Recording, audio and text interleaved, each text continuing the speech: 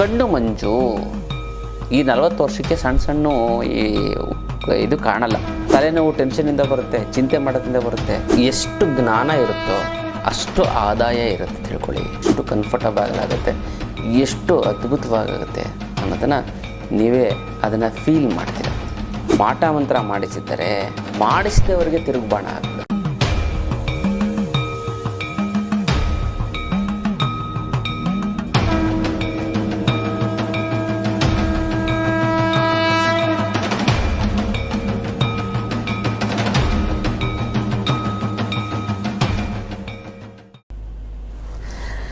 ಜೈ ಭಗವಾನ್. ಎಲ್ಲರಿಗೂ ನಮಸ್ಕಾರ. ಓ ಮಹಾದೇವಿ ಚ ದುಷ್ಟಪತ್ನಿ ಚ ಮಹಿ ತನ್ನೋ ಐಶ್ವರ್ಯ ಲಕ್ಷ್ಮಿ ಪ್ರಚೋದಯ. ಎಲ್ಲರಿಗೂ ನಮಸ್ಕಾರ. ಇವತ್ತಿನ ವಿಶೇಷ ಸಂಚಿಕೆಯಲ್ಲಿ ಅನೇಕ ವಿಚಾರಗಳನ್ನು ನಾವು ತಿಳ್ಕೊಳ್ಳೋಣ. ಮೊದಲನೇದಾಗಿ ಮುದ್ರೆಗಳು. ಯಾವೊಂದು ಮುದ್ರೆ ಮಾಡಿದ್ರೆ ಏನು ಅನುಕೂಲ ಆಗುತ್ತೆ ಅಂತ ನೋಡಿದರೆ, ಕಣ್ಣು ಮಂಜು ಈ 40 ವರ್ಷಕ್ಕೆ ಸಣ್ಣ ಸಣ್ಣ ಇದು ಕಾಣಲ್ಲ. ಆ ಥರ ಕಣ್ಣು ಮಂಜು. ಅದು ಏನು 40 ವರ್ಷಕ್ಕೆ ಬರದೆ ಹೋಗಲಿ, ಅದಕ್ಕೆ ಸಣ್ಣ ಕನ್ನಡಕ ಹಾಕೋತಾರೆ, ಹಾಳಾಗಿ ಹೋಗಲಿ ಬಿಡು ಚಾಲೀಸ್ ಅಂತ ಅಂದ್ಬಿಟ್ಟು. ಆದರೆ 20 ವರ್ಷ 25 ವರ್ಷಕ್ಕೆ ಸಣ್ಣ ಸಣ್ಣ ವಸ್ತು ಕಾಣಲ್ಲ. ಅದು ದೂರದಲ್ಲಿರೋದು ಕಣ್ಣು ಬ್ಲರ್ ಆಗುತ್ತೆ. ಹೌದಲ್ಲ? ಅದಕ್ಕೋಸ್ಕರ ಏನು ವಿಟಮಿನ್ ಸಿ ಕೊರತೆ ಇರುತ್ತೆ. ಕ್ಯಾರೆಟನ್ನು ಜಾಸ್ತಿ ತಿನ್ನಬೇಕು. ಕಣ್ಣಿಗೆ ಯಾವುದೇ ರೀತಿಯಂಥ ಸಮಸ್ಯೆ ಬರಲಿ, ಅದಕ್ಕೆ ಮಾತ್ರೆ ಕೊಡ್ತಾರಲ್ಲ, ಅದು ಈ ಮಾತ್ರೆಗೆ ಈಕ್ವಲೆಂಟಾಗಿ ಒಂದು ಕ್ಯಾರೆಟ್, ಒಂದು ಹಸಿ ಕ್ಯಾರೆಟ್ನ ಚೆನ್ನಾಗಿ ಮೇಲ್ಗಡೆ ಇರೋದು ತುರಿದ್ಬಿಟ್ಟು ಮೇಲ್ಗಡೆ ಇರೋದು ಸಿಪ್ಪೆ ತೆಗೆದ್ಬಿಟ್ಟು ಚೆನ್ನಾಗಿ ಹಸಿ ತರಕಾರಿನ ನೀವು ಹಸಿ ಕ್ಯಾರೆಟ್ನ ಒಂದು ಚಿಕ್ಕ ಇಷ್ಟೆಷ್ಟು ಪೀಸ್ ಮಾಡಿ ಇಷ್ಟೆಷ್ಟು ನೀವು ತಿಂತ ಬನ್ನಿ, ಕಣ್ಣಿಗೆ ಸಂಬಂಧಪಟ್ಟಂಥ ಸಮಸ್ಯೆಗಳು ನಿವಾರಣೆ ಆಗುತ್ತೆ. ಕಣ್ಣು ಸೋರುವಂಥದ್ದು ಬರೀ ಒಂದೇ ಒಂದು ಕ್ಯಾರೆಟ್ ಪೀಸು ಎಷ್ಟು ದಿನ ತಿನ್ನಬೇಕು? ತುಂಬ ಸಮಸ್ಯೆ ಇತ್ತು ಅಂದಾಗ ಪ್ರತಿದಿನ ಒಂದೊಂದು ತಿನ್ನಿ. ಸಮಸ್ಯೆ ಇಲ್ಲ ಅಂತ ಒಂದಿನ ಬಿಟ್ಟು ಒಂದಿನ ತಿನ್ನಿ. ಅದು ತುಂಬ ಟೇಸ್ಟಿಯಾಗಿರುತ್ತೆ. ಅದು ಸ್ವಲ್ಪ ಸಿಹಿ ಇರುತ್ತೆ, ಫಸ್ಟ್ ಕ್ಲಾಸ್ ಆಗಿರುತ್ತೆ. ಅದನ್ನು ತಿನ್ನಿ. ಕಣ್ಣಿಗೆ ಸಂಬಂಧಪಟ್ಟಂತಹ ಕಾಯಿಲೆಗಳು ನಿವಾರಣೆ ಆಗುತ್ತೆ. ಆದರೂ ಕೂಡ ಕಣ್ಣು ಮಂಜಾಗಿ ಯಾವ ಮುದ್ರೆ ಮಾಡಬೇಕು ಅಂತಂದರೆ ಭ್ರಮರ ಮುದ್ರೆ ಅಂತ. ನೋಡಿ, ತೋರ್ಬೆರಳನ್ನು ಹಂಗೆ ಮಡಿಸ್ಬೇಕು, ಹೆಬ್ಬೆರಳು ಪ್ಲಸ್ ಮಧ್ಯದ ಬೆರಳು, ಇದು ಉಂಗುರದ ಕಿರುಬೆರಳು ಮತ್ತು ಉಂಗುರದ ಬೆರಳನ್ನ ನೇರವಾಗಿರುವಂತೆ ಎಚ್ಚರವಹಿಸಬೇಕು. ಇದು ಭ್ರಮರ ಮುದ್ರೆ ಅಂತ ಹೇಳ್ತಾರೆ. ಈ ಭ್ರಮರ ಮುದ್ರೆಯನ್ನು 15 ನಿಮಿಷ ಕಣ್ಣಿಗೆ ಸಮಸ್ಯೆ ಮಂಜು ಆಗ್ತಾಯಿದೆ ಅಂತ ಅನ್ನೋರು ಪ್ರತಿದಿನ 20 ನಿಮಿಷ ಮಾಡಿ, 15ರಿಂದ 20 ನಿಮಿಷ ಗೊತ್ತಾ ಮಾಡಿ. ತುಂಬ ಚೆನ್ನಾಗುತ್ತೆ. ಮತ್ತು ಎಷ್ಟೊಂದು ಜನ ಕನ್ನಡಕ ಹಾಕ್ಕೊಂಡು ತಲೆನೋವಿಗೆ ಅಂತ ಕನ್ನಡಕ ಹಾಕ್ಕೊಂಡು ಕಣ್ಣನ್ನು ಹಾಳು ಮಾಡ್ಕೋತಾರೆ. ತಲೆನೋವು ಟೆನ್ಷನಿಂದ ಬರುತ್ತೆ, ಚಿಂತೆ ಮಾಡೋದ್ರಿಂದ ಬರುತ್ತೆ. ಕನ್ನಡಕ ಹಾಕೋಬೇಡಿ, ಡಾಕ್ಟ್ರೇನೋ ರೆಕಮೆಂಡ್ ಮಾಡಿಬಿಡ್ತಾರೆ. ಮೊದಲ ಅದು ಯಾವುದಕ್ಕೆ ಅಂತಲೇ ಪಕ್ಕದ ಮನೆ ಬೈದಿರ್ತಾನೆ, ಶತ್ರು ಬಾಧೆ ಆಯಿತು, ಯಾವುದೋ ಒಂದು ಕೆಲಸ ಮಾಡ್ತಾರೆ, ಟೆನ್ಷನ್ ಇರುತ್ತೆ, ಅದಕ್ಕೆ ತಲೆನೋವು ಬಂತು ಅಂದ್ಬಿಟ್ಟು ನೀವು ಕನ್ನಡಕ ಹಾಕೊಬಿಟ್ರೆ ಅದಕ್ಕೋಸ್ಕರ ಅದಕ್ಕೂ ಇದಕ್ಕೂ ಸಂಬಂಧ ಇಲ್ಲ. ಅದು ಬೇರೆ ರೀತಿ ಅದಕ್ಕೂ ಇದಕ್ಕೆ ಕೊಟ್ಟಿರ್ತಾರೆ. ಅಷ್ಟು ಕನ್ನಡಕನ ತೆಗೆದುಹಾಕಿ ಅದಲ್ಲ, ಈ ಒಂದು ಮುದ್ರೆ ಮಾಡಿ. ತಲೆನೋವಿಗೆ ಅಂತ ಯಾವುದೇ ಕಾರಣಕ್ಕೂ ನೀವು ಕನ್ನಡಕ ಹಾಕೊಳ್ಳೋದಕ್ಕೆ ಹೋಗಬೇಡಿ. ಒಂದು ಟಿ ವಿ ನೋಡಿ ಬರ್ತಾಯಿತ್ತು, ಮತ್ತು ಇವಾಗ ಮೊಬೈಲ್ ನೋಡಿ ಬರ್ತಾಯಿದೆ ತಲೆನೋವು. ಇಲ್ಲಾಂದರೆ ಚಿಂತೆ ಮಾಡಿ, ಮೊಬೈಲ್ ನೋಡಿ ನೋಡಿ ಅದೇ ಚಿಂತೆ ಆಗ್ಬಿಡ್ತದೆ. ಯಾವುದೋ ರೀಲ್ಸ್ ಹಾಕಿರ್ತಾರೆ, ಯಾವುದೋ ಫೋಟೋ ಯಾವುದೋ ನೋಡಿ ನೋಡಿ ನೋಡಿ ಯೋಚನೆ ಮಾಡಿ ಮೈಂಡ್ಗೆ ಕನ್ಫ್ಯೂಷನ್ ಆಗಿ ತಲೆನೋವು ಬರುತ್ತೆ. ನೋಡಿ, ಇದು ಭ್ರಮರ ಮುದ್ರೆ. ಇದನ್ನು ಮಾಡ್ಕೊಳ್ಳಿ, ಫಸ್ಟ್ ಕ್ಲಾಸ್ ಆಗುತ್ತೆ. ನಿಮಗೆ ಕಣ್ಣಿನ ಮಂಜಿನ ಸಮಸ್ಯೆ ನಿವಾರಣೆ ಆಗೋದಲ್ಲಿ 2 ಮಾತಿಲ್ಲ. ಮತ್ತು ಇದು ವಿಶೇಷವಂತ ಒಂದು ಮುದ್ರೆಯ ವಿಚಾರ. ಇನ್ನು ನಿಮಗೆ ಎಷ್ಟು ಜ್ಞಾನ ಇರುತ್ತೋ ಅಷ್ಟು ಆದಾಯ ಇರುತ್ತೆ ತಿಳ್ಕೊಳ್ಳಿ. ಏನು ಹೇಳಿ? ಎಷ್ಟು ಜ್ಞಾನ ಇರುತ್ತೋ ಅಷ್ಟು ನಿಮಗೆ ಆದಾಯ. ನೀವು ಎಲ್ಲಿ ಜ್ಞಾನ ಇರೋದಿಲ್ವೋ ಅಲ್ಲಿ ನಿಮಗೆ ಆದಾಯ ಕಡಿಮೆ. ಯಾರು ಬುದ್ಧಿ ಉಪಯೋಗಿಸಿ ಕೆಲಸವನ್ನು ಮಾಡ್ತಾರೋ ಅವ್ರಿಗೆ ದುಡ್ಡು ಜಾಸ್ತಿ. ಗೊತ್ತಾಯ್ತಲ್ಲ? ಶ್ರಮ ಪಡ್ತಾರೆ. ಇವಾಗ ಎಕ್ಸಾಂಪಲು, ಒಂದು ಮನೆ ಕಟ್ಟಬೇಕಾದ್ರೆ ಕೂಲಿ ಆಳುಗಳೇನು ಮಾಡ್ತಾರೆ, ಇಟ್ಟಿಗೆನ ತೊಗೊಂಡು ಬಂದು ತಲೆ ಮೇಲೆ ಹೊತ್ಕೊಂಡು ಬಂದು ಹಾಕ್ತಾರೆ, ಸಿಮೆಂಟ್ನ ಮೂಟೆ ತೊಗೊಂಡ್ಬಂದು ಹಾಕ್ತಾರೆ, ಕಲಿಸ್ತಾರೆ, ಸಿಮೆಂಟ್ನ ಕಲಸಿ ಕೊಡ್ತಾರೆ. ಮತ್ತು ತಗೊಂಡ್ಮೇಲೆ ಜಲ್ಲಿ ಇದೆಲ್ಲ ಜರಡಿ ಆಡಿ ಮರಳು ಗಿರಳು ಎಲ್ಲವನ್ನು ಮಾಡ್ತಾರೆ. ಇವ್ರಿಗೆ ಎಷ್ಟು ಸಂಬಳ? 500ರಿಂದ 600, ಸ್ವಲ್ಪ ಹೆಚ್ಚು ಕಡಿಮೆ ಇರೋದು ಪ್ರದೇಶದ ಪ್ರಕಾರ 500 ರೂಪಾಯಿ ಅಂತ ಇಟ್ಕೊಳ್ಳೋಣ. ಗೊತ್ತಲ್ಲ? ಅದೇ ಅದನ್ನು ಎತ್ತಿ ಆ ಇಟ್ಟಿಗೆನೆಲ್ಲ ತಗೊಂಡು ಎತ್ತಿ ಜೋಡಿಸಿ ಅದನ್ನು ನೀಟಾಗಿ ಕರ್ನೀಲಿ ಸಮದಟ್ಟು ಮಾಡೋಂಥ ಮೇಸ್ತ್ರಿ, ಮೇಸ್ತ್ರಿ ಅನ್ನೋದಕ್ಕಿಂತ ಯಾರೋ ಕೂಲಿಗಿಂತ ಮೇಲೆ ಗಾರೆ ಕೆಲಸದವ್ರಿಗೆ ಅದು 1000 ರೂಪಾಯಿ ಸಂಬಳ. ಅದನ್ನೆಲ್ಲ ನೋಡ್ಕೋತಾ ಇರ್ತಾರೆ, ಯಾರ್ಯಾರು ಏನೇನು ಮೇಂಟೆನೆನ್ಸ್ ಮಾಡ್ತಾಯಿರ್ತಾರೆ ಅಂತ. ಆತ ಮೇಸ್ತ್ರಿ, ಆತನಿಗೆ 1500 ರೂಪಾಯಿ ಸಂಬಳ ದಿನಕ್ಕೆ. ಅದನ್ನೆಲ್ಲ ನೋಡಿಕೊಂಡು ಎಲ್ಲ ನೋಡಾದ್ಮೇಲೆ ಆ ಮೇಸ್ತ್ರಿಗಳ ಮೇಲೆ ಒಬ್ಬವಿರ್ತಾನೆ, ಇಂಜಿನಿಯರ್. ಅವ್ನು ಬಂದು ಜಸ್ಟ್ ಹಿಂಗೆ ನೋಡ್ತಾನೆ, ಅದು ನೋಡ್ತಾನೆ, ಅದು ಸರಿ ಇದೆ ಅವನಿಗೆ 3,000 ಸಂಬಳ. ಅವನಿಗಿಂತ ದೊಡ್ಡ ವ್ಯಕ್ತಿ ಕಂಪ್ನಿಯವನು ಇರ್ತಾನೆ, ಈ ಅಪಾರ್ಟ್ಮೆಂಟ್ ಓನರು, ಅಪಾರ್ಟ್ಮೆಂಟ್ ಕಟ್ಟಿಸೋಂಥವ್ರು, ಅವ್ರಿಗೆ ಇನ್ನೆಷ್ಟಿರುತ್ತೆ ಲೆಕ್ಕ ಹಾಕ್ಕೊಳ್ಳಿ ಅಂತಲ್ಲ. ಅಂದರೆ ಯಾಕೆ, ಈಗ ಕತ್ತೆನೂ ಕೂಡ ಶ್ರಮ ಪಡುತ್ತೆ, ಆದರೆ ಕುದುರೆ ಆಗಲ್ಲ. ನೀವು ಬರೀ ಕೂಲಿ ಆಗಿದ್ದಂಥವ್ರು ನೀವೇನು ಮಾಡಬೇಕು, ನಾನು ಹೇಳಿಲ್ಲ, ಒಂದು ಹೋಟ್ಲಲ್ಲಿ ಕೂಲಿ ಮಾಡ್ತಾ ಇರ್ತಾನೆ ವ್ಯಕ್ತಿ, ಆತ ಏನು ಮಾಡಬೇಕು, ಸಪ್ಲೈಯರ್ ಆಗಬೇಕು. ಸ್ವಲ್ಪ ದಿನ ಸಪ್ಲೈಯರ್ ಕೆಲಸ ಚೆನ್ನಾಗಿ ಕಲ್ತ್ಕೊಂಡು ಅಡುಗೆ ಭಟ್ಟ ಆಗಬೇಕು. ಅಡುಗೆ ಭಟ್ಟ ಆಗಲಿಲ್ಲ, ಚೆನ್ನಾಗಿ ಆದಮೇಲೆ ಕ್ಯಾಶಿಯರ್ ಆಗಬೇಕು, ಆಮೇಲೆ ಮ್ಯಾನೇಜರ್ ಆಗಬೇಕು, ಆಮೇಲೆ ಒಂದು ಚಿಕ್ಕದು ಒಂದು ಹೋಟ್ಲ್ ಓಪನ್ ಮಾಡಬೇಕು. ಈ ಥರ ಬೆಳವಣಿಗೆ ಇರಬೇಕು. ಮೇ 10ನೇ ತಾರೀಕು ಆನ್ಲೈನ್ ಕ್ಲಾಸಸ್ ಇದೆ. ಈ ಆನ್ಲೈನ್ ಕ್ಲಾಸಸ್ಸಲ್ಲಿ ನಾನು ಹಣ ವಶೀಕರಣ, ಜನವಶೀಕರಣ ಶಿಬಿರವನ್ನು ಮಾಡ್ತಾಯಿದ್ದೀನಿ.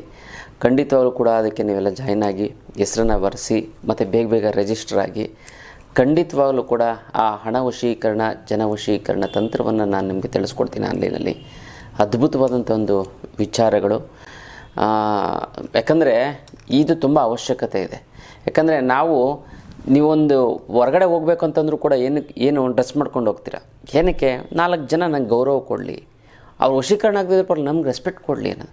ಅದಕ್ಕೋಸ್ಕರ ನಾವು ಜನವಶೀಕರಣ ತಂತ್ರವನ್ನು ಕಲ್ತ್ಕೋಬೇಕು. ಮೇ 10ನೇ ತಾರೀಕಿಂದ 7 ದಿನದ ಒಂದು ಕ್ಲಾಸ್ ಇದೆ, ಕಾರ್ಯಾಗಾರ ಇದೆ. ಇನ್ನು 2 ದಿನ ನೀವು 1000 ಪ್ರಶ್ನೆಗಳನ್ನು ಬೇಕಾದರೂ ನೀವು ಕೇಳಬಹುದು ಆನ್ಲೈನಲ್ಲಿ ಮುಖಾಮುಖಿಯಾಗಿ.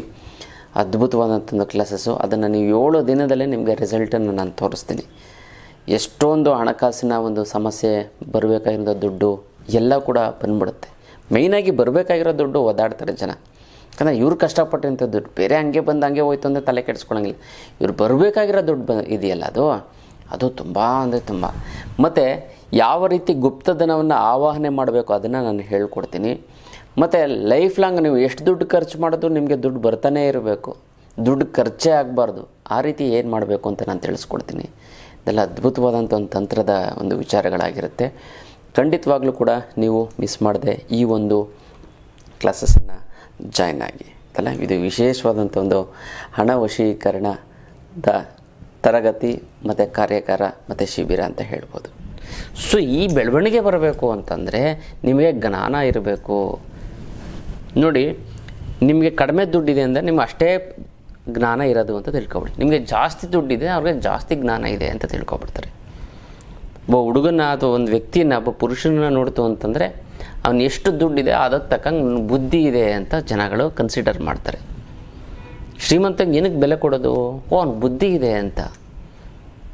ಪ್ರಪಂಚದಲ್ಲಿ ಶ್ರೀಮಂತನ ಕೇಳಿ ಯಾವುದು ತುಂಬ ಸುಲಭವಾದದ್ದು, ಈ ದುಡ್ಡು ಮಾಡೋದು ತುಂಬ ಈಸಿ ಅಂತಾರೆ ಅಲ್ವಾ. ಅಂದರೆ ಅವರು ಹೇಳಿದ್ದಾರೆ, ಮಾಡಿದ್ದಾರೆ, ಈಸಿಯಾಗಿ ಮಾಡಿ ತೋರಿಸಿದಾರಲ್ಲ ಅವರು. ಅದಕ್ಕೋಸ್ಕರ ಏನು ಅಂತಂದರೆ ತುಂಬ ಈಸಿಯಾಗಿರೋಂಥ ಕೆಲಸ ಮಾಡಿಲ್ಲ ಅಂತ ಅಂದರೆ ಅವನು ಇನ್ನೆಂಥ ದಡ್ಡ ಅಂತ ನೀವು ಅರ್ಥ ಮಾಡ್ಕೊಳ್ಳಿ ಅಂತ ಶ್ರೀಮಂತರು ಹೇಳ್ತಾರೆ. ಅದಕ್ಕೆ ದುಡ್ಡಿರೋನಿಗೆ ಏನಕ್ಕೆ ವ್ಯಾಲ್ಯೂ ಅಂತಂದರೆ ಅವನಿಗೆ ಜ್ಞಾನ ಇರುತ್ತೆ ಅಂತ. ಇಲ್ಲ ಅಂತಂದರೆ ದುಡ್ಡು ಸಂಪಾದನೆ ಮಾಡಿಬಿಡ್ತಾ ಇದ್ದ. ಒಂದು ಎಕ್ಸಾಂಪಲ್, ಒಂದು ಮಾರ್ಕೆಟ್ಗೆ ಹೋಗಿ ಒಂದೇನೋ ತರಕಾರಿ ತರಬೇಕು, ದುಡ್ಡಿರೋಂತೇನೋ ಯಾರು ಕೂಲಿಯನ್ನು ಕಳಿಸ್ಬಿಟ್ಟು ತರಿಸ್ತಾನೆ. ಅಂದರೆ ಬುದ್ಧಿ ನೋಡಿ ಹೆಂಗೆ ವರ್ಕ್ ಆಯಿತು ಅಂದರೆ. ಅದಕ್ಕೋಸ್ಕರ ನಿಮ್ಗೆ ಎಷ್ಟು ಜ್ಞಾನ, ಯಾವುದೇ ಒಂದು ವಿಚಾರದಲ್ಲಿ ನೀವು ಜ್ಞಾನವನ್ನು ತಿಳ್ಕೊತು ಅಂತಂದರೆ ಅದರಲ್ಲಿ ನಿಮಗೆ ಆದಾಯ ಬರುತ್ತೆ. ಯಾವ ವಿಚಾರದಲ್ಲಿ ಜ್ಞಾನ ಕಡಿಮೆ ತಿಳ್ಕೊತು ಅಂತ ಆದಾಯ ಹಂಗೇ ಕಡಿಮೆ ಆಗಿಬಿಡ್ತದೆ. ಸ್ವಲ್ಪ ಜ್ಞಾನ ಸ್ವಲ್ಪ ಆದಾಯ, ಜಾಸ್ತಿ ಜ್ಞಾನ ಜಾಸ್ತಿ ಆದಾಯ. ಗೊತ್ತಾಯ್ತಲ್ಲ, ಒಂದು ಫ್ಯಾಕ್ಟ್ರಿ ಒಂದು ವರ್ಕರಾಗಿ ಕೆಲಸ ಮಾಡ್ತಾನೆ, ಅವನ್ನೆಲ್ಲ ಚೆನ್ನಾಗಿ ತಿಳ್ಕೊಂಡು ಅವನೇನು ಫ್ಯಾಕ್ಟ್ರಿ ಇಟ್ಬಿಡ್ತಾನೆ ಅವನು. ದಟ್ ಈಸ್ ಅ ಜ್ಞಾನ. ಆ ಜ್ಞಾನವನ್ನು ತಿಳ್ಕೊಳ್ಳಿ, ತುಂಬ ಚೆನ್ನಾಗಾಗುತ್ತೆ, ತುಂಬ ಒಳ್ಳೆಯದು. ಇದೇ ಇವತ್ತು ಮನಿಯ ಸೂತ್ರ. ನೋಡಿ, ಇವತ್ತೊಂದು ಅದ್ಭುತವಾದಂಥ ತಂತ್ರವನ್ನು ಹೇಳ್ಕೊಡ್ತೀನಿ. ನಾನು ಇಷ್ಟು ದಿನ ಏನು ಹೇಳ್ತಾ ಇದ್ದೆ ಅಂತಂದರೆ, ಮಾಟ ಮಂತ್ರ ವಾಮಾಚಾರ ಮಾಡಿಸಿತ್ತು ಅಂತಂದರೆ ಅದನ್ನು ಹೇಗೆ ನಿವಾರಣೆ ಮಾಡ್ಕೊಳ್ಳೋದು ಅಂತೇಳಿ ಭಾಳಷ್ಟು ಜನ ಕಮೆಂಟ್ ಮಾಡಿ, ಗುರುಗಳೇ ಮಾಟ ಮಂತ್ರ ನಾನು ಮತ್ತೆ ಮಾಡಿಸ್ತಾರೆ ಗುರುಗಳೇ, ನಾನು ನೀವು ಹೇಳ್ತೀರಾ ತೆಗೆದುಬಿಡ್ತೀನಿ, ನಾನು ನೀವು ಹೇಳಿ ತಂತ್ರ ಮಾಡಿ ತೊಗೊಬಿಡ್ತಾ ಅದನ್ನು ಕಿತ್ತು ಬಿಸಾಕ್ತೀನಿ, ಆ ನೆಗೆಟಿವ್ ಎನರ್ಜಿನ ಮತ್ತೆ ಮಾಡಿಸ್ತಾರೆ ಗುರುಗಳೇ. ಅವ್ರಿಗೆ ನಾವು ಮಾಡಿಸಿದ ಅವ್ರಿಗೆ ತಿರುಗ್ಬಾಣ, ನಾನು ಅವ್ರಿಗೇನು ತೊಂದರೆನೇ ಕೊಟ್ಟಿಲ್ಲ, ನಾನು ಅವ್ರಿಗೆ ತಿರುಗ್ಬಾಣ ಆಗಬೇಕು, ಅದಕ್ಕೆ ಏನಾದ್ರು ಮಾಡಿ ಅಂತ ಮಾಟ ಮಂತ್ರ ಮಾಡಿಸಿದ್ದರೆ ಈ ಒಂದು ಬೆಳ್ಳುಳ್ಳಿ ಸಾಕು, ಮಾಡಿಸಿದವರಿಗೆ ತಿರುಗ್ಬಾಣ ಆಗಿಬಿಡುತ್ತೆ ಗೊತ್ತಲ್ಲ. ಅಂಥ ಒಂದು ಅದ್ಭುತವಾದಂತಹ ಒಂದು ತಂತ್ರವನ್ನು ಹೇಳ್ಕೊಡ್ತೀನಿ. ಅದನ್ನು ನೀವು ಅಮಾವಾಸ್ಯೆ ಟೈಮಲ್ಲಿ ನೀವು ಮಾಡ್ಕೊಳ್ಳಿ, ಅಥವಾ ನೀವು ಫಸ್ಟ್ ಒಂದು ಮಾಡಿಬಿಡಿ, ಆಮೇಲೆ ಅಮಾವಾಸ್ಯೆ ಸೇರಿ ಇನ್ನೊಂದು ಸರಿ ಮಾಡೋರಂತೆ, ಗೊತ್ತಾಯ್ತಲ್ಲ. ನೀವು ಮಾಡ್ಕೊಳ್ಳಿ. ಏನು ಆ ಒಂದು ಇದು ಅಂತಂದರೆ, ಒಂದು ಸಿಹಿ ಕುಂಬಳಕಾಯಿನ ತೆಗೆದುಕೊಳ್ಳಿ, ಅದನ್ನು ಮೇಲ್ಗಡೆನ ಕಟ್ ಮಾಡಿ, ಸ್ಕ್ವೇರ್ ಟೈಪಲ್ಲಿ ಕಟ್ ಮಾಡಿ, ಸ್ವಲ್ಪ ದೊಡ್ಡದಾಗಿ ಕಟ್ ಮಾಡಿ, ಒಳಗಡೆ ಇರುವಂತಹ ಬೀಜಗಳೆಲ್ಲ ಸಾಧ್ಯವಾದಷ್ಟು ಒಂದು ಚಮಚದಲ್ಲೋ ಏನೋ ಇದು ಹಾಕ್ಕೊಂಡು ತೆಗೆದುಬಿಡಿ. ಚಿಕ್ಕ ಸಿಹಿ ಕುಂಬಳಕಾಯಿನೇ ಆಗಬೇಕು. ಆಮೇಲೆ ನೀವೇನು ಮಾಡಬೇಕು ಅಂತಂದರೆ, ಈ ನಿಮ್ಮ ಶತ್ರುವಿನ ಹೆಸರು ಗೊತ್ತಲ್ಲ ಬರೀರಿ. ಅಕಸ್ಮಾತ್ ನಿಮ್ಗೆ ಯಾವ ಶತ್ರು ಹಿತಶತ್ರುಗಳು ಅಂತ ಯಾರು ಗೊತ್ತಾಗಿಲ್ಲ ಅಂತಂದರೆ, ಮಮ ಶತ್ರು ನಾಶಯ ಅಂತ ಬರೀರಿ ಸಾಕು. ನಾಶ ಆಗಲಿ ಅಂತ. ಅದನ್ನು ಮಿಕ್ಕಿದೆಲ್ಲ ಮಾಡ್ಕೊಳ್ಳೋದು. ನಾಶ ಅಂತ ಬರೆದ್ಬಿಟ್ಟು, ಅಥವಾ ನಿಮ್ಮ ಶತ್ರುವಿನ ಹೆಸರನ್ನ ಬರೆದು ಒಂದು ರೆಡ್ ಇಂಕಲ್ಲಿ ಬರೀಬೇಕು. ಚೀಟಿಯನ್ನು ಮಾಡಿಸಿ ಆ ಚೀಟಿಗೆ ಗುಂಡು ಪಿನ್ ಇದೆಯಲ್ಲ, ಗುಂಡು ಪಿನ್ನ ಚುಚ್ಚಬೇಕು. ಬರಬೇಕಾಗಿರೋ ದುಡ್ಡು ಬರ್ತಾಯಿಲ್ಲ ಅಂತಂದರೆ, ಕೊಡೋರಿಗೆ ಕೊಡೋಕ್ಕಾಗ್ತಾಯಿಲ್ಲ ಅಂದರೆ, ಸಿಕ್ಕಾಪಟ್ಟೆ ಸಾಲ ಆಗಿತ್ತು ಅಂದರೆ, ಗುರುಗಳೇ ದುಡ್ಡು ನೀರು ಥರ ಖರ್ಚಾಗ್ತದೆ, ಏನು ಮಾಡೋದು ಅನ್ನೋದೇ ಗೊತ್ತಾಗ್ತಾ ಇಲ್ಲ ಅಂಥವ್ರಿಗೆ ಇದಕ್ಕೆಲ್ಲ ತಲೆ ಕೆಡಿಸ್ಕೋಬೇಡಿ. ಇದಕ್ಕೆಲ್ಲ ಏಕೈಕ ರಾಮಬಾಣ ಅಂದರೆ ಅಷ್ಟಲಕ್ಷ್ಮಿ ಯಂತ್ರ. ಈ ಅಷ್ಟಲಕ್ಷ್ಮಿ ಯಂತ್ರವನ್ನು ಮನೇಲಿಟ್ಟು ಪ್ರತಿಷ್ಠಾಪನೆ ಮಾಡಿತ್ತು ಅಂತ ಆಯಿತು ಅಂದರೆ 6 ತಿಂಗಳೊಳಗೆ ನಿಮಗೆ ಸಾಲ ಸೋಲಗಳು ತಿರೋಗ್ಬಿಡುತ್ತೆ. ಭಾಳಷ್ಟು ಜನ ಹೇಳ್ತಾ ಇರ್ತಾರೆ, ಗುರುಗಳೇ ನಮಗೆ ಊಟ ತಿಂಡಿ ಬಟ್ಟೆಗೆ ತೊಂದರೆ ಇಲ್ಲ, ಆದರೆ ಇಂಪ್ರೂವ್ಮೆಂಟ್ ಆಗ್ತಾಯಿಲ್ಲ, ಒಂದು ಸೈಟ್ ತೊಗೊಳಕ್ಕಾಗ್ತಾಯಿಲ್ಲ, ಮನೆ ಕಟ್ಟಕ್ಕಾಗ್ತಾಯಿಲ್ಲ, ಮಕ್ಕಳಿಗೆ MBA ಅದು ಇದು ಮಾಡಬೇಕು ಅಂತಾರೆ, ಅದು ಆಗ್ತಾಯಿಲ್ಲ ಗುರುಗಳೇ, 7-8 ಲಕ್ಷ ಖರ್ಚಾಗುತ್ತೆ, ಮಕ್ಕಳು ಮದುವೆ ಮಾಡಬೇಕು, ಆಸ್ತಿ ಪಾಸ್ತಿ ಅಂತ ಮಾಡಬೇಕು, 20 ವರ್ಷದಿಂದ ಸಾಧಾರಣ ಜೀವನ ಆಗ್ಬಿಟ್ಟಿದೆ, ಏನು ಮಾಡಬೇಕು ಅಂತಾರೆ. ಅದಕ್ಕೂ ತಲೆ ಕೆಡಿಸ್ಕೊಬಿಡಿ. ಇದಕ್ಕೆಲ್ಲ ಏಕೈಕ ರಾಮಬಾಣ ಅಂತಂದರೆ ಅಷ್ಟಲಕ್ಷ್ಮಿ ಯಂತ್ರ. ಈ ಅಷ್ಟಲಕ್ಷ್ಮಿ ಯಂತ್ರವನ್ನು ಮನೇಲಿಟ್ಟು ಪ್ರತಿಷ್ಠಾಪನೆ ಮಾಡಿದ್ದೆ ಆಯಿತು ಅಂತಂದರೆ, ಅದೆಂಥದೇ ಹಣಕಾಸಿನ ಸಮಸ್ಯೆ ಇತ್ತು ಅಂತಂದರೂ ಕೂಡ ಸಂಪೂರ್ಣವಾಗಿ ನಿವಾರಣೆಯಾಗಿ ಬಿಡುತ್ತದೆ ಅಂತಲ್ಲ. ಈ ಒಂದು ಹಣಕಾಸಿನ ಸಮಸ್ಯೆಗೆ ನೀವು ತಲೆನೇ ಕೆಡಿಸ್ಕೊಬಿಡಿ. ಯಾವತ್ತಿದ್ರೂ ಅಷ್ಟಲಕ್ಷ್ಮಿ ಯಂತ್ರ ಇದ್ದೇ ಇದೆ ಅಂತಲ್ಲ. ಇದು ವಿಶೇಷವಾದಂಥ ಒಂದು ಮಾಹಿತಿ. ಇದಕ್ಕೆ ಮುಟ್ಟು ಕಟ್ಟು ಚಟ್ಟು ಮಡಿ ಮೇಲ್ಗೆ ಸೂತ್ಕ ಗೀತ್ಕ ವೆಜ್ಜು ನಾನ್ ವೆಜ್ಜು ಜಾತಿ ಗೀತಿ ದಿಕ್ಕು ಗಿಕ್ಕು ಆ ಥರದ್ದೇನೂ ಇಲ್ಲ. ಇಟ್ಟರೆ ಸಾಕೋ ಕೆಲಸ ಆಗುತ್ತೆ. ದೇವ್ರ ಮನೆಲ್ಲಾರು ಇಡ್ಬೋದು, ಬೀರುನೆಲ್ಲಾರು ಇಡ್ಬೋದು. ಪ್ರತಿದಿನ ಪೂಜೆ ಮಾಡಲೇಬೇಕು ಅಂತ ಏನಿಲ್ಲ. ಪೂಜೆ ಮಾಡಲಿಲ್ಲ ಅಂತಂದರೂ ಕೂಡ ನಡೆಯುತ್ತೆ ಅಂತಲ್ಲ. ಇದನ್ನು ನೇರವಾಗಿ ಕೊರೆಯಲ್ಲಿ ಕಳಿಸೋದಕ್ಕಾಗೋದಿಲ್ಲ.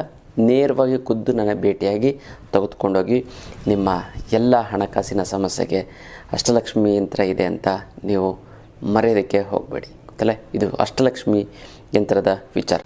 ಇದೆಲ್ಲ ತಾಂತ್ರಿಕ ಪ್ರಯೋಗ, ಸಾತ್ವಿಕವಾಗಿ ಮಾಡುವಂತಹ ಒಂದು ವಿಧಾನವನ್ನು ಹೇಳಿಕೊಡ್ತೀನಿ. ಇದು ಯಾವುದೇ ನಿಮ್ಗೆ ಏನೂ ಎಫೆಕ್ಟ್ ಆಗೋದಿಲ್ಲ ಗೊತ್ತಲ್ಲ. ಬಟ್ ಅವ್ರು ಮಾಡಿಸಿದ ಅವ್ರಿಗೆ ತಿರುಗು ಬಾಣ ಆಗುತ್ತೆ, ಅದೆಲ್ಲ 2 ಮಾತಿಲ್ಲ. ಅದನ್ನು ಚುಚ್ಚಬೇಕು, ಚುಚ್ಚಿ ಅದ್ರ ಒಳಗಡೆ ಇಡಬೇಕು. ಯಾವುದ್ರೊಳಗಡೆ ಈ ಕುಂಬಳಕಾಯಿ ಇದೆಯಲ್ಲ, ಕುಂಬಳಕಾಯಿ ಮಧ್ಯೆ ತೆಗೆದು ಬೀಜಗಳೆಲ್ಲ ಒಳಗಡೆ ತೆಗೆದಿತ್ತಲ್ಲ, ಅದರೊಳಗಡೆ ಇಡಬೇಕು. ಆಮೇಲೆ ರಕ್ತಚಂದನವನ್ನು ಅದರ ಒಳಗಡೆ ಹಾಕಬೇಕು. ರಕ್ತಚಂದನವನ್ನು ಅದರ ಒಳಗಡೆ ಹಾಕ್ಬೇಕು. Simple, very simple. ಆಮೇಲೆ ಅದು ಕಟ್ ಮಾಡಿರ್ತಿರಲ್ಲ, ಆ ತಿರುಳು ಮೇಲ್ಗಡೆ ಇರುತ್ತಲ್ಲ, ಅದನ್ನು ಮುಚ್ಚಿ ನೀವೇನು ಮಾಡಬೇಕು ಅಂತಂದರೆ, ನೀವು ಅದನ್ನು ತೆಗೆದುಕೊಂಡೋಗಿ ಸೂರ್ಯ ಮುಳುಗಿದ ನಂತರ ಯಾವುದಾದ್ರು ಮರದ ಕೆಳಗಡೆ ಯಾರೂ ಇರಬಾರ್ದು, ಯಾರೂ ಕಾಣಬಾರ್ದು ಅಂತಲ್ಲ, ಆ ಒಂದು ಟೈಮ್ ನೋಡಿಕೊಂಡು ಅಲ್ಲಿ ಇಟ್ಟು ಬರಬಹುದು ಅಥವಾ ಒಡೆದ ಹಾಕಿ ಬರಬಹುದು ಗೊತ್ತಲ್ಲ. ಅಥವಾ ಈ ತಂತ್ರವನ್ನು ನೀವು ಮಾಡಿಕೊಟ್ರೆ, ಹೆಣ್ಮಕ್ಳು ಇರ್ತಾರೆ ಸಾಯಂಕಾಲ ನೈಟ್ ಹೊತ್ತು ಹೊರಗಡೆ ಹೋಗೋಕ್ಕಾಗಲ್ಲ ಅಂಥವ್ರು ಮಾಡಿ ತನ್ನ ಮಕ್ಕಳಿಗೋ ಅವ್ರ ಕೆಲೆ ಕೊಟ್ಟು ಇಟ್ಬಿಟ್ಟು ಬಾಪ ಅಂತ ಹೇಳಬೇಕು. ಅವರು ಮಾಡಿದ್ರೂ ಕೂಡ ನಡೆಯುತ್ತೆ. ಒಂದು ಅಜ್ಜಿ ಇತ್ತು, ಗುರುಗಳ ಈ ಥರ ಪ್ರಾಬ್ಲಮ್, ಹಿಂಗೆ ನಾವೆಲ್ಲ ಹೊರಗಡೆ ಹೋಗೋಕ್ಕಾಗಲ್ಲ, ತಲೆನೇ ಕೆಡಿಸ್ಕೊಡಮ್ಮ, ಮೊಮ್ಮಗನ ಕೆಲ ಕೊಟ್ಟು ಕಳಿಸು, ಏನು ಅಂದರೆ ಅದೆಲ್ಲ ಏನು ಹೇಳ್ಬೇಡ, ಒಂದು 10 ರೂಪಾಯಿ ಕೈ ಕೊಡು, ಹೋಗಿ ಚಾಕ್ಲೇಟ್ ಗೀಗಳು ತಿನ್ಬಿಟ್ಟು ಇಟ್ಬಿಟ್ಟು ಬಂದುಬಿಡ್ತಾನೆ ಅಂತ. ಸಾಧ್ಯ ಆಯಿತು ಅಂತಂದರೆ ನೀವೇ ಮಾಡಿ, ಮನೆ ಹತ್ರನೇ ಮಾಡಿ. ಅದು ತುಂಬ ಸರಳ, ಬಟ್ ಇದನ್ನು ಮಾಡುವಂಥ ಒಂದು ವಿಧಾನ. ಯಾಕಂದರೆ ನೀವು 1000 ರೂಪಾಯಿ ಕೊಟ್ಟು ನಿಮ್ಗೆ ಮಾಡಿಸಿರ ತಿರುಗುಬಾಣ ಆಗಬೇಕು ಅಂತಂದರೆ ಇದನ್ನು ಮಾಡಿ.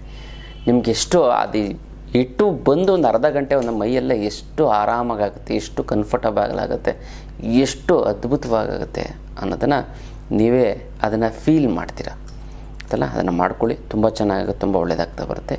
ಇದು ವಿಶೇಷವಾದಂಥ ಒಂದು ಈ ಮಾಟ ಮಂತ್ರ ಮಾಡಿಸಿದವ್ರಿಗೆ ತಿರುಗು ಬಾಣ ಆಗುವಂತಹ ಒಂದು ತಂತ್ರ ಗೊತ್ತಲ್ಲ ಇದು. ಮತ್ತು ಯಾರ್ಯಾರಿಗೆ ನೆಗೆಟಿವ್ ಎನರ್ಜಿ ಆಗಿದೆಯೋ ಅಂಥವ್ರು ನೀವೇನು ಅಂತಂದರೆ, ನೀವು ಈ ಒಂದು ಮಂತ್ರವನ್ನು ಇದು ಮಾಡಿ ಕಳಿಸಿ, ಓಂ ಭೈರವ ರುದ್ರಾಯ ನಮಃ ಅಂತ ಬರೆದು ಕಮೆಂಟ್ ಮಾಡಿ ಕಳಿಸಿ.